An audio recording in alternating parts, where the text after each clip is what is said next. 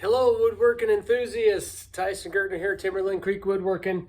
We get a variety of jobs coming through our shop. You get just a word of mouth thing going, and we've been doing business since 2016, so we've been getting a little bit of reputation of we can fix a lot of wood related things that people come up with. So here's one of them. Show you a picture right here. This was a closet door, folding closet door somebody had in the doorknob. It's in a rental home, so it articulates like this. If I can get that in the camera shot. Anyway, when it was closed, the door swings open going down the hall, and the doorknob went through it and made a hole. So the renters just asked, hey, can we fix this thing, salvage it, and hopefully the landlord is good with it. That was our intent, to try to make it look fairly blended in here. So the door was not in super great shape, had some black marks on it and stuff, and I think the two sides actually, the colors are not a perfect match. So we'll try to make it look pretty good. I actually did run some sandpaper over this to lighten it up. But anyway, so I'll show you what I did to try to fix this. So I squared this off first. It was pretty punched in and had a big chunk, so I had to get it a little bit bigger. I ended up running a big 12-inch square off the sides, and then I measured from both sides here so that I was going to get the measurement here, because I can't run a square this length.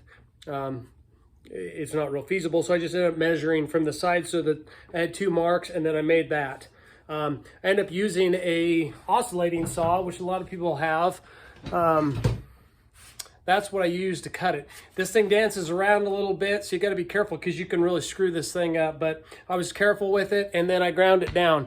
So I found inside this thing was cardboard on end, and that was what gave this thing its rigidity all the way through. There's cardboard glued in there, so it's not the best quality to begin with.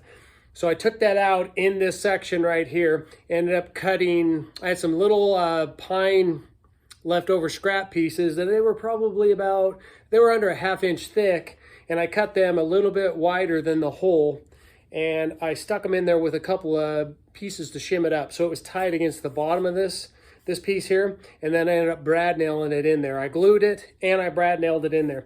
They didn't hold as good as I would have liked on the top here, but I got it in there, let it set overnight.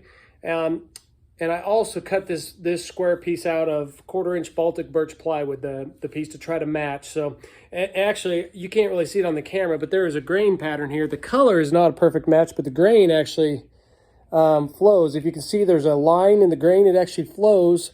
It just matched up there where I put that thing. So I'm going to end up staining this to try to get it to match a little bit better. I tried it and tested it a little bit. I do have to put a little bit more wood filler in these holes, but I'm using summer oak. If you're in the woodworking business, you got to try a lot of different things. Summer oak is more orange. Golden oak in a stain has a lot of brown, and it's needing to be orange in this scenario. So anyway, I'm going to put a little more wood filler in this thing, fill these up, and then I'm going to run over this whole thing. I probably will run over the whole door after I've sanded it down, and see if it'll take any of the stain in there a little bit, so I can get that consistency of the color in that summer oak.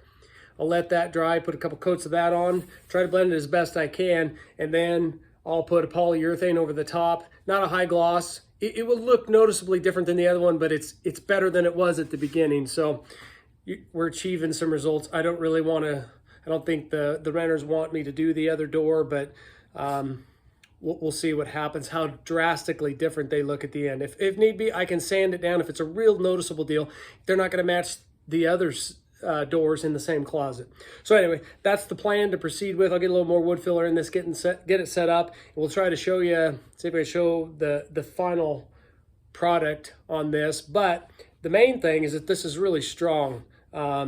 It's really secure as you glue it together. If you get glue around these edges, that wood fiber, it'll break apart. It's not going to go anywhere. And the backer boards that are inside there, those just help strengthen it. So it could take another impact.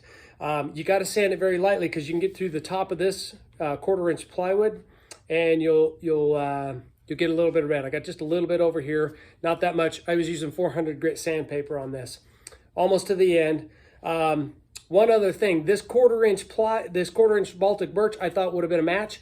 The wood, the veneer on this thing, the wood is less than 1/8 of an inch. And quarter inch is not really truly quarter inch, more like a 3/16.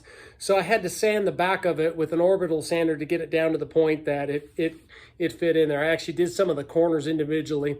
So you got to get a little crafty with this stuff, but this is what you can get. It's good and solid. When this thing goes back in, I suggested that we put those deals on the doorknob, on the door hinges, top and bottom, that have the stops, adjustable stops with a set screw, so they don't ever have this problem again, because it's just, there's no sense paying to repair this and then have the same problem. So hopefully that helps. If you get this, man, if you got kids, you're going to have something like this, whether it's in sheetrock or closet doors. This just shows you maybe something to help you out with a fix. So thanks for watching. We'll see you.